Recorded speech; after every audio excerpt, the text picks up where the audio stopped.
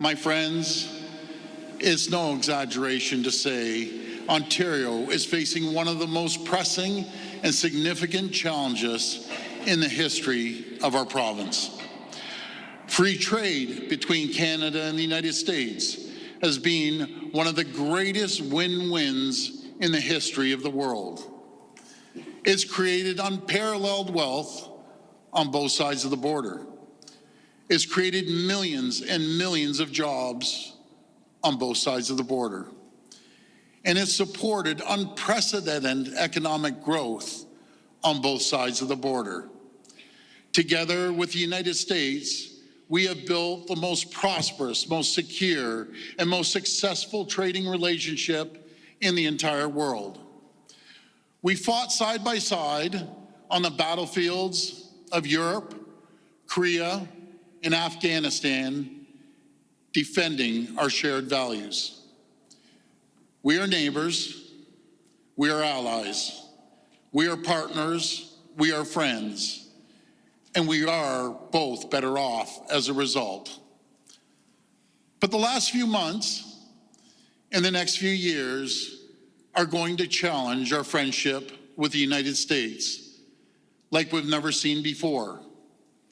President Trump is going to extreme lengths to impose his tariffs on the world, no matter the cost to Americans.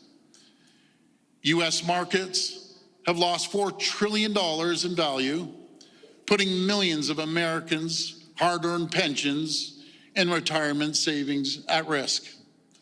Chaos and uncertainty are causing global investors to second-guess investments into the American economy. And if this continues, when President Trump proceeds with more tariffs, factories, floors, and assembly lines across American Rust Belt and deep in red states will close down, causing mass layoffs, the likes of which the U.S. hasn't seen in a generation. It doesn't have to be this way.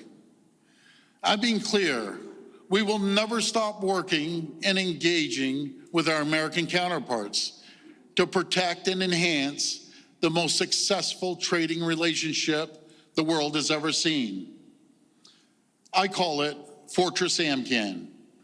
Working together, we can be the richest, most successful, safest, and most secure two countries in the world.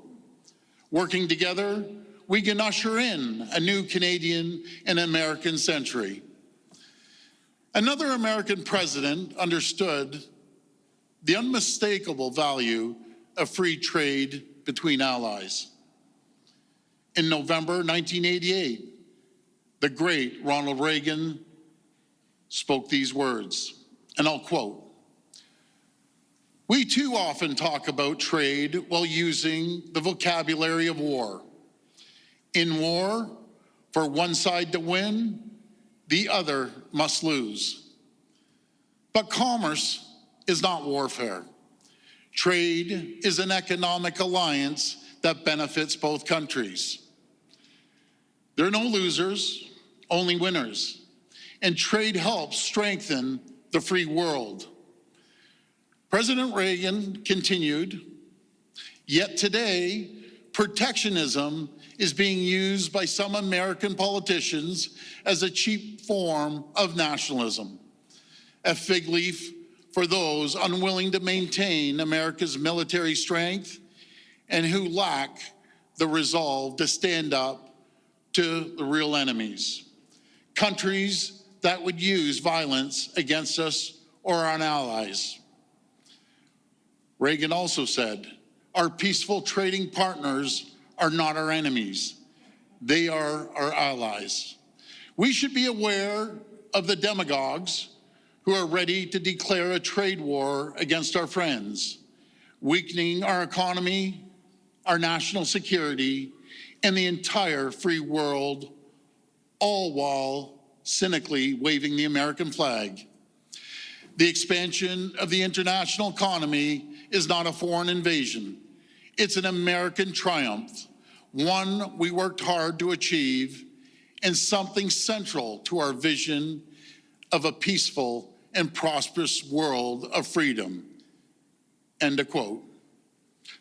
President Reagan's words ring just as true today as they did nearly 40 years ago. And I know, Caroline, your father was right there with him. I sincerely hope President Trump and his administration heed the lessons of his late, great American president. But hope is never a strategy. We need to be prepared for the worst as we continue to work for the best. We need to be ready. We need to defend the progress we have made over the past 7 years. More than 1 million more jobs today than we were first elected in 2018.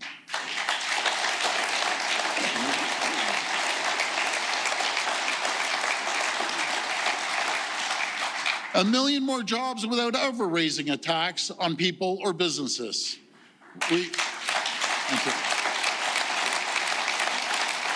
We've attracted more than $70 billion in new investments into our economy, in new auto and battery plants, in our manufacturing sector, in new life science facilities, in Ontario's growing tech sector. Now together, we have to fight hard to protect our progress. We need to make our economy more competitive by cutting red tape, speeding up approvals, to make Ontario the best place in the world to invest, create jobs, and do business.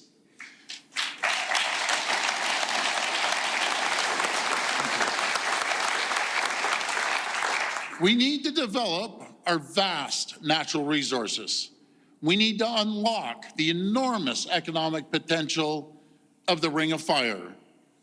We need to build up homegrown critical mineral supply chains, including by building out Ontario's processing capacity so we can create good-paying jobs and make Ontario more prosperous and more secure. We need all levels of government to get behind nation-building infrastructure so we can reduce our reliance on the United States and build the highways, pipelines, and railroads that will bind our country together and help businesses find new customers in new markets. In the face of President Trump's tariffs, we need to support workers by investing in skills training and doubling down on our plan to build Ontario with new investments in roads, highways, transit, hospitals, schools, and infrastructure so we keep our workers on the job, building Ontario no matter what. We need to do all of this because without a strong economy, we cannot have a strong province. We cannot fund the critical programs, things like healthcare and education that families need and rely on.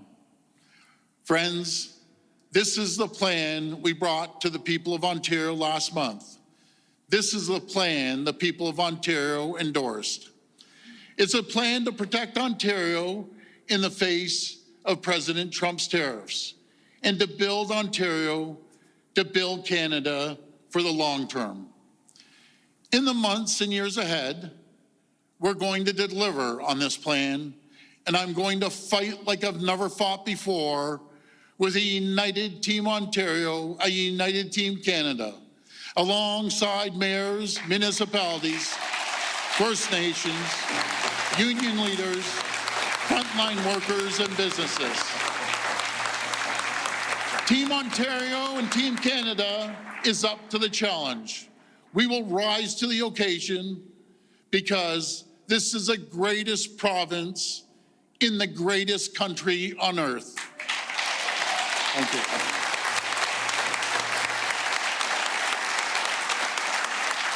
A country that is being blessed with abundant resources, incredible people, talented workers, and a proud history. So together, let's stand strong and firm. Let's be clear. Canada will never be the 51st state. Canada is not for sale. Thank you.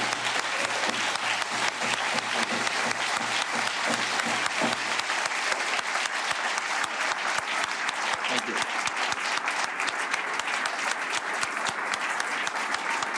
No, thank you. Please, I'm honestly, I'm getting chills all up and down my body right now. I honestly am. Canada is a country that is and will always be proudly independent, the true north, strong and free. Thank you, and may God bless the people of Ontario. Thank you so much.